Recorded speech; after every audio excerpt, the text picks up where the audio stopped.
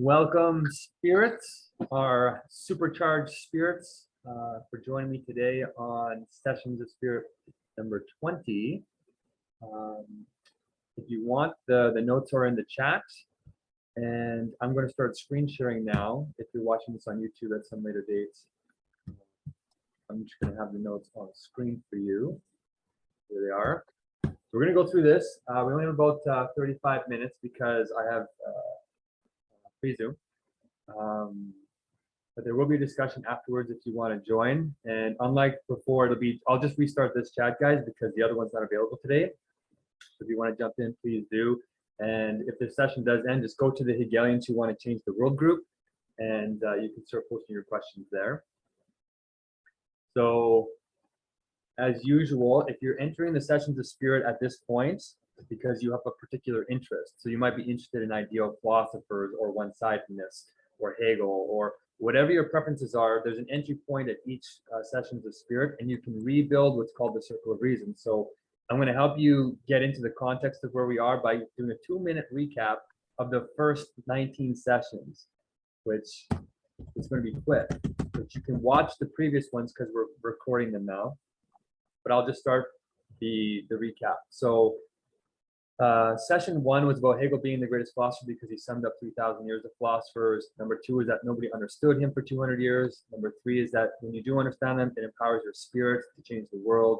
Number 4 is that once you get past the stereotypes about him, you can grasp the first negation and the second negation. And then the 5th session was about starting at his beginning, which means you go around this thing called the Circle of Reason. The 6th is that when you get to the end of the Circle of Reason, it sounds religious. Philosophy is the sublation of religion, not the negation of it. 7th session is about this universal logic that we uncover, what we're going to win the Nobel Peace Prize with. The 8th session is about starting this universal logic with polemics. The 9th session is that the polemic is the first moment, sublation is the truth of that moment. That's how you genuinely refute people. The 10th session is a masterclass in this type of refutation of sublation. The 11th session is about the science of logic being this masterclass, that is the ineffability of the world moving itself. Incredible. 12th session is about this universal logic being the purpose of life. It has to be living. The 13th session is bringing everybody to life as infinitely valuable and free. The 14th session is about grasping this feeling as sort of a connection to God. The 15th session is about you don't need to call it God. You can be an atheist and connect to yourself and your inner child. The 16th session is about our gurus are just doing this through history. There's the science of logic implicit. The 17th session is about how we need to sublate the old mysticism into the fulfillment of it. Genuine philosophy is mystical in the power of now. The 18th session is about the limit of our reason is the limit of our fun. Genuine philosophy is supposed to be fun and playful. And yesterday's session was about laughter and how when you are really good at philosophy and argumentation, your polemics are always funny. That's the best way to learn and teach and refute an opponent. Okay, that brings us to today. I think I squeezed that in 2 minutes. Okay, guys, so today's session is number 20, SOS. As you guys know, SOS by this point stands for Sessions of Spirit, but also speculatively as Save Our Souls. Philosophy is supposed to be practical as well as theoretical. And we need a lot of wisdom in the world today. So I'm going to read the title off. It's called The Ideal Philosopher and One-sidedness. The paragraph that summarizes today goes like this. What is it that makes some philosophers better than others? Is there some objective standard? Are some philosophers more ideal than others? To Hegel, the answer is yes. Ideal philosophers operate only in the concrete and do not fall into the abstraction as the ultimate of their fragments. This abstracting leads to one-sidedness and the rigidity of the understanding which enshrines the spirit of philosophy in limitation. An ideal philosopher grasps the ideal and the real as ideal, the unity of unity and non-unity, the identity of identity and difference. This is the sublation of one-sided neurosis and brings the philosopher back to life, returns the philosopher to the spirit of genuine reason and self-recognition with the other. This is the basis of not only idealizing all violations through the profound epiphanies and healing of laughter, but also of all the virtues. I hope that was titillating for you as a philosopher, and if you're not a philosopher, hopefully this can get you in. Back to the notes. How do we unpack this paragraph?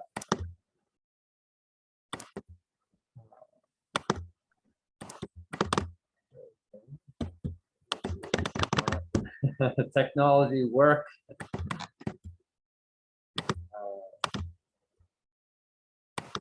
Okay. Why is that? Some kind of block of the video. So to unpack this, guys,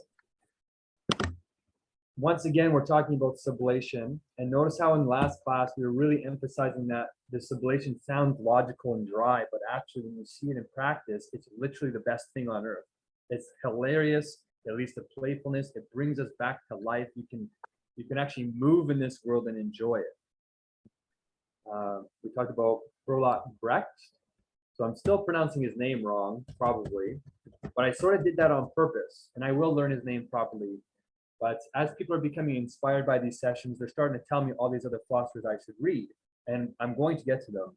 But I did this kind of on purpose because, one, I'm running out of time, and number two is that we want to give people the impression that we're not know-it-alls. Like, we do know something about this universal logic thanks to Hegel, but it's just Hegel's perspective on it. All the philosophers in history have been talking about the logic implicitly through their own particularities, their own sensuousness, their own poetry, their own language. We've all been saying the sort of same essence. So we do know that, but we can't pretend to know all the particularities. There's just too much at this point, and our society is too fragmented to do a good job of actually bringing it all together. So I don't know this particular philosopher, Bertolt very well, but I'm not going to claim to.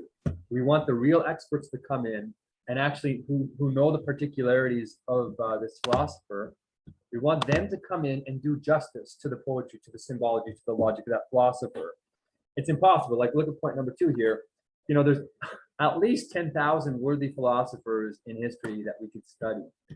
And it's just, even if you give 30 seconds to each one of them, it's going to take years, right? So how do we handle this immensity? Well, Hegel points to the same problem. There's an explosion. There was an explosion going on even before the information explosion that we're going through now, where information is literally doubling almost every day, every year. So to make this session a little more scholarly, I try and put in an actual Hegel quote, so you guys know I'm not making this all up myself. There's many interpretations in history of Hegel. I believe that this is one of the first ones that grasps him in his true fundamental profundity. But this quote I'm showing you of Hegel saying the same issue of like explosions of philosophy is from his History of Philosophy, where he shows, as his true introduction to his system, how he built his incredible system. And he goes through just the main philosophers of history, and he says, look, you can't do it all just with one area of philosophy. So just with scholasticism, I took this quote from his survey of scholasticism, and that lasted about 1,000 years, right? The Middle Ages. The paragraph sort of starts off with him saying language was a limitation of the scholastics, so that's one reason why they were limited. But look where I underline here. I say, it cannot be expected of anyone to know at first hand this philosophy of the Middle Ages, for it is as comprehensive and voluminous as it is barren and ill-expressed. Wow, that's not very very nice. And as a Christian, why is Hegel saying this? He's talking more about Catholicism, and he's a Protestant, so a lot of Catholics or Christians will think, oh, that's the divide he's talking about. Well, no, it's actually because despite the language problems, it's just the sheer amount that they wrote. So this gets into the next part of the question, like the voluminousness. Yes, there were some barren expressions and some repetitions, but it was just the amount here. So he says, of the great schoolmen, we still have many works left to us which are very lengthy, so that it is no easy task to study them. The later they are, the more formal do they become. The schoolmen did not only write compendiums, for the writings of Duns Scotus amount to 12, and those of Thomas Aquinas to 18 folios. Abstracts of them are to be found in various works. So what he's basically saying is, even people in the past have tried to summarize them, just like abstracted them, like cut their philosophies down and provided summaries, because like just to study Thomas Aquinas is 18 folios. Like that's insane, right? So how do we possibly do good, like justice to these people when we can't read them all? You know, it's like physically impossible. What we have to do is what Hegel has done. We have to supercharge your genuine philosophical abilities. So how do you do justice to somebody if you haven't read 18 folios that they might have published? Well, you have to grasp the essence of philosophy itself. And that, luckily, is what Hegel's point is with that paragraph. If you read the rest of his history of philosophy, where I took that from, he's talking about how all philosophers in history are sort of doing the same thing. We need to grasp that as clearly as he does. And when you do, it's going to make you profoundly efficient at understanding any philosophical concept in any other philosophy you've seen or may have seen or will see from the totality of human history, including modern history. That's why we can understand Wittgenstein through Hegel, because he's talking with an essence, and essence is timeless. So there's something I'm going to give you guys in this session, and anybody else who catches on to really what's happening before maybe it goes truly public. I think at this point in the sessions, I've been talking a lot about philosophy being practical. Well, one thing that keeps coming up is Nobel Peace Prize idea. We're going to win, I think, a Nobel Peace Prize for what's being talked about here today through this supercharging. And it's absolutely incredibly stunning. I might not be doing justice to it, but I'm going to give you a little practical taste. So if you look at point number 5 here, what is absolutely stunning is this essence of what Hegel was talking about can be put into a spreadsheet. It's going to change in the future. This is just the beginning. It's going to be into an app. But if you open it up, it's called the Synchronicity Document of Philosophies. This is editable. You guys can edit this thing right now. I made it publicly editable while it's in the early stages, and really only the serious people come. Usually only the crazies come in the beginning, right? The ones who are ready to accept the unknown. So this kind of document, I don't think exists in this format anywhere on Earth. There's plenty of encyclopedias. There's plenty of Wikipedias type things. There's plenty of what Hegel calls arrangements of knowledge. But Hegel wasn't interested in that kind of encyclopedic knowledge. His encyclopedia was about a necessary ordering of knowledge. So he says, in his ordering of the concepts, this isn't just arrangements, this is necessary. What makes it necessary is that every piece of knowledge in human history and in our culture today is connected by the same logic. You can't leap from one domain to another unless you grasp the essential negation that connects them, that simultaneously separates and distinguishes them as clear domains of knowledge separate from each other, but also that they have a unity. There's a commonality that bridges them as knowledge, as one system of total knowledge. And I haven't seen anybody else do this in history, which is why we're focusing on Hegel as the greatest philosopher so far. But that doesn't make the other philosophers not great in themselves. And if you do know a philosopher that has done this better than Hegel, please tell me, because we should be talking about that. Okay, so this isn't about the sensuous character. This isn't about the contingent agents of history. This is about the system. So whether it's Hegel or Kierkegaard or Heidegger or anybody, we just need to do justice to these philosophies so we can get to the kernel of truth that makes philosophy possible, where we can actually handle the immensity of the tens of thousands of pages that have been written in history. That's exactly what this document does. When you edit it, please note the first row. There's a special order to this. It might look overwhelming at first, but it's very structured. And if we lose the structure, it's going to be chaos, because we're literally trying to channel 3,000 years of history and wisdom of some of the greatest minds of all time. So if you see in the first column, I'm saying the sort of rows are representing concepts. So the rows represent concepts, and then the columns represent the philosophy or the philosophers who have created those concepts, who have discovered them in their particularity, in their sensuousness, and their symbology. You can say the epochs are at the top here. We have Egyptian philosophy or religion, 2500 BC is where I started. That's the oldest one in recorded history that I could find. I think there's older ones, but I don't really know them. So if we have any real mystics or pagans or anybody that knows what comes before this, or any historians, you can start adding in columns there. I think there's one for, there's like a mystic tradition of some kind, like starts with a K, not Kabbalah, not Judaism, but it's like a mystical whatever it is. Please feel free to add it in. We're just starting arbitrary with Egypt because it has a good record. So of course, Egypt starts uncovering its concepts through the gods. And I'm just learning about this now, that their domain of where all their gods are, of where the concepts technically are, is what might be called the field of reeds. So this is sort of like the super sensuous realm that Hegel talks about, that Osiris, the god of, I think, the after realm and a whole bunch of things, presides. He rules over it. You can see, though, in all the columns here, they're all empty. What's going on, Mark? Like, what's the point of this? Like, we're not doing justice to the Egyptians. They're going to freak out at this. But you do notice I try and put in one concept. I try and put in one concept that I do grasp in each column just to get the professional started, to know where to build from. So from an amazing woman, I learned about Tahath. Hermes was channeling Tahath, the god, and it was like the man god, which might be equivalent to maybe Jesus or maybe not. The professionals will tell us, but conceptually, it's the sublation between the finite self and the infinite self, you and the god. So I put this in row 47, and I put this here for a very specific reason. It's that when you scoot over, you're gonna see a column in red. Oh, it's stopped here. Okay. Oh, here. This column here, you can't see it because I didn't lock the rows, but this column here is Hegel's column. So in his column, he puts the concept of absolute spirit in the same place that I put Tahath. So technically, we're creating a conceptual translation map. That's what we're probably going to win the Nobel Peace Prize for. We're not only creating the universal logic, which I demonstrated with the Hegel and Frege stuff in session 8, I think, or I think it was around 8. We're not just going to map it out in terms of Boolean logic or Peirce's logic or their symbols. We're going to demonstrate it with this document. We're actually going to put it to use. Why?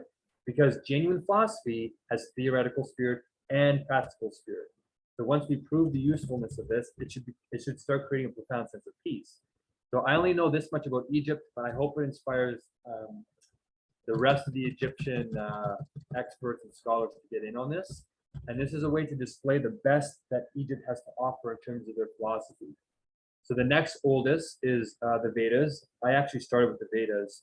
So I did a pretty good job because I was talking to a transcendental meditation teacher, and she actually gave me her books and was teaching me. So the reason why there's only 40 rows here, 40 concepts, is because there was 40 Vedas.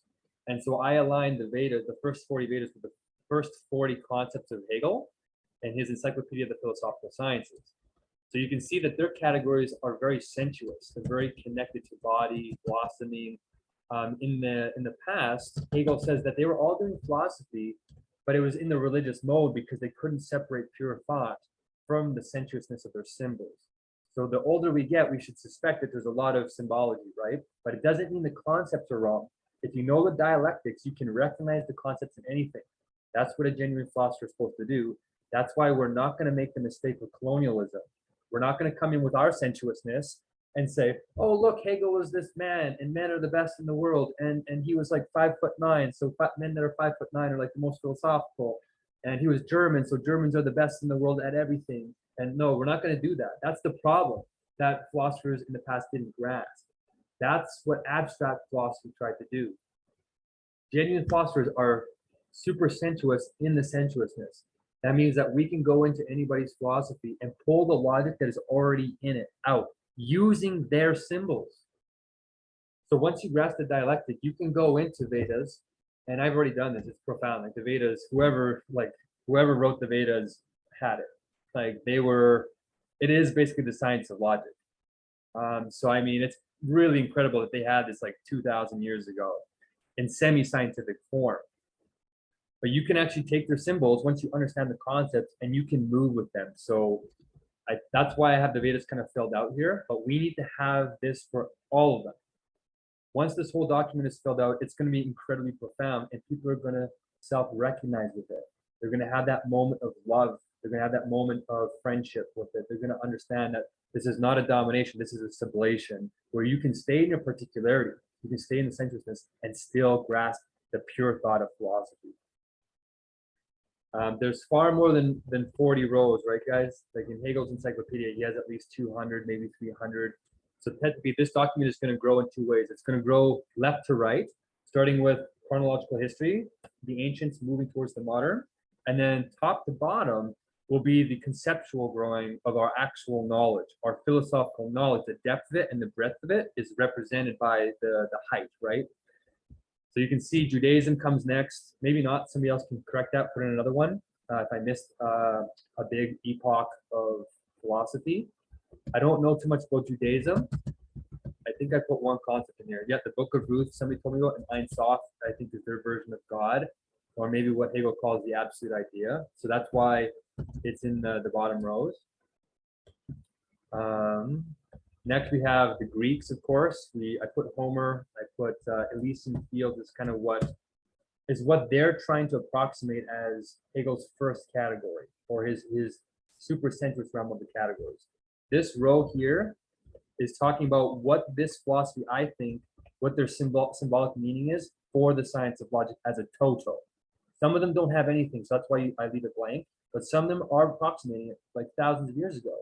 So Homer, I think, was doing it with Elysian Fields. I think the Ionians were doing it with what Hegel calls the old metaphysics. So if you look at their old metaphysics, it's like a chopped up version of the science of logic. And we start grasping the universal here with Thales, I think, or I think Thales might have been around this period. He used water as the first universal, right? Then we have the Eleatics with Parmenides, where we get the first pure thoughts. So Hegel says, real philosophy must be about the pure thoughts explicating themselves as pure thought. We have no more sensuousness. It's the pure thought in and of itself. So the very first one, Hegel says, that comes into contingent human history is with Parmenides as pure being.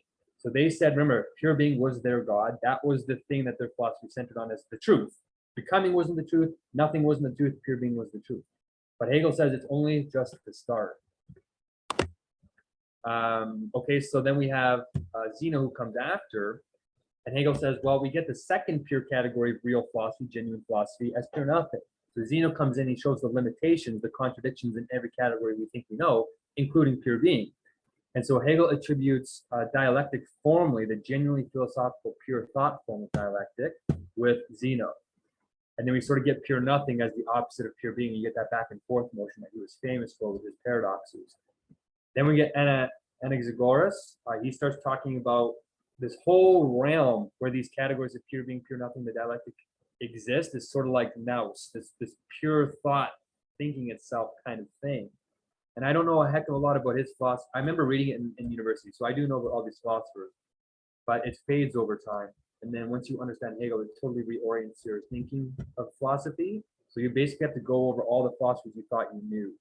So I'm not going to be a know-it-all here. I'm going to say, yes, I've read these philosophers, but I need to go over them again because I'm in a different universe after putting 3,000 hours into Hegel, and you will be too, I think. So we have this sort of building of genuine philosophy, right? We can see the thought categories growing vertically.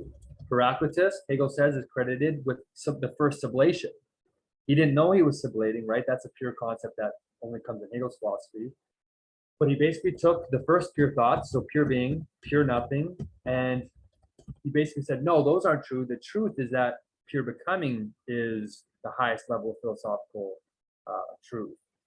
Of course, he's right, but he doesn't grasp it concretely enough. Hegel says actually pure becoming is constituted by pure being and pure nothing rotating in themselves in their dialectic. So once you make the dialectical interconnection between pure being and pure nothing explicit, it realizes itself as pure becoming. Okay, so pure becoming isn't totally separate from those two. It is its own emergent category as a genuine sublation, but it is being mediated by these previous two. If you get rid of those previous two categories, you can't have becoming. These are primordial. These are more fundamental and abstract. And pure becoming is the first, what Hegel calls the first concrete, genuinely philosophical thought. So I hope this is making sense. Hegel is not just paraphrasing these guys. He's actually connecting them as we're moving in chronological history. History and the progress of genuine philosophy go hand in hand. It's the same universal logic in contingent sensuous form in history, what we call human history, and also in pure conceptual form in what Hegel calls the science of logic. We're just seeing fragmented versions of it, abstract versions in these other great minds who are struggling to purify philosophy or pure thought from their sensuous being. So I also want to be clear here that women who might be watching this are female philosophers. Hegel says he's not a sexist, as we cover in session 4, I think, when we get past the stereotypes of him. Everybody has genuine reason in them. Everybody has spirit in them. So the first female philosopher I put in as Aspasia. And so I tried to do some justice because documentation of the contingent version of history is filled with men, because might was right, the strongest survived. So I'm going to try and do justice to women, but if you know any women philosophers that are well documented, you can put them in, you can make a category for them. So I put her in because Hegel says Socrates made a genuine contribution to philosophy, and it's his concept of genius. The dialectic was coming from an oracle inside of him as the first sort of subjective dialectics in conversational mode, in a hyper-dialectical mode. But he wasn't doing it explicitly, which is why he didn't embody genuine spirit yet. So he has rhetorical dialectic. The Socratic method is what he's famous for. These are all in categories in the rows and for specific reasons. If you want to move it, you have to have a good reason to move it. And that's why I might turn this into like making suggestions, because it's going to get nuts once thousands of people start editing this. Once it becomes an app, I think it'll be a lot more smooth. But while it's in spreadsheet form, it needs some kind of like, we can't just have people moving things around like crazy. We'll have to have discussions, and then once we agree, we'll move. But Aspasia was who Socrates said taught him things. So if she was teaching one of the greatest minds in philosophy, she deserves to be in the document, right? Then of course we get Plato, who was the first person to start systematizing these pure thoughts. So he created the realm of forms. So his version of the science of logic is the realm of forms. But of course, Hegel says his mistake was that he didn't think the realm of forms could be known. He made the same mistake as religious consciousness, that it was so perfect you couldn't know it because we're sensuous imperfections. But Hegel overcomes that and says, no, we can fill in the realm of forms, and that's what the science of logic is. So, of course, Plato knows about pure being. We can fill out his categories later. Then, of course, Aristotle comes and says, no, metaphysics is connected to empiricism. You can actually pull the universals from their imperfection from nature. And we start getting more modern concepts of science. So then after this, we get the Stoics, we get Christianity, we get Platonists, we get the Neoplatonists. There's entire periods. So you can put the period name in this row, and then you can put the individual contingent agents of history in the row underneath it. Then we get Mohammedanism, which is the beginning of Islam. We get Rumi, so poets can be in here. We can have religious people, anybody that has pure thoughts in their sensuousness, which is basically everybody. I tried to do some justice to some of the German idealists. And then we come to Hegel. So we have 7 minutes left here. If you can find pictures for your favorite philosopher, go ahead and put them up there. This is the actual science of logic in its order. I put it in its order, but it's only the first 40 categories. As it begins to fill out, we can insert more rows and make these more particular and nuanced. But not only did I do the science of logic, I actually do the entire encyclopedia of the philosophical sciences, because the Vedas did the entire thing. So the science of logic ends right here. So the absolute idea is where the science of logic ends. This is where the philosophy of nature begins. And then we get the philosophy of spirit also as the end. So if you want to understand why I put these categories here, look at the comments, hover above them. That's where you put the justifications of why we put categories where they are. You can put direct quotes from your philosophers in the comments, so we know that there's some scholarly rigor here. So the comments are incredibly important. Here's the Nobel Peace Prize work. We're putting the universal logic into analytic notation and separating all analytic philosophy with continental philosophy. So you can see these are the analytic symbols of Hegel's science of logic in their purity. It's going to look bizarre at first because nobody's ever thought about it this way before. But I hope some of our logicians, our modern logicians, look at that and say, holy smokes, this is stunning, because it really is. It's incredible, guys. Once you grasp what's happening here, we're basically bringing all of human knowledge into harmony, and we're doing justice to the wisdom of everybody who partook in it. I want to do one last thing before we end here in the next 6 minutes. So there has been some controversy with this document. If you look at the notes, the next point that I cover is that, some people are going to hate this. They're going to say, this is unbearable. This is a polemic upon everybody. This is an abomination. This is the worst mechanization of philosophy ever to have dawned upon the face of man. This is like the Lord of the Rings, one ring to rule them all, one ring to find them, one ring to bring them all, and in the darkness bind them. Is that really what's happening here? We're creating one master oppressive document? No, we're bringing the immanent logic of all the other forms together in what's called a sublation. Remember that the truth of polemic is the polemic of polemics. This is what sublation is. So we had a couple of Heidegger scholars pay attention to this, and I wasn't doing justice to them. So they were the first ones that came in. Thanks to James Cook for being amazing.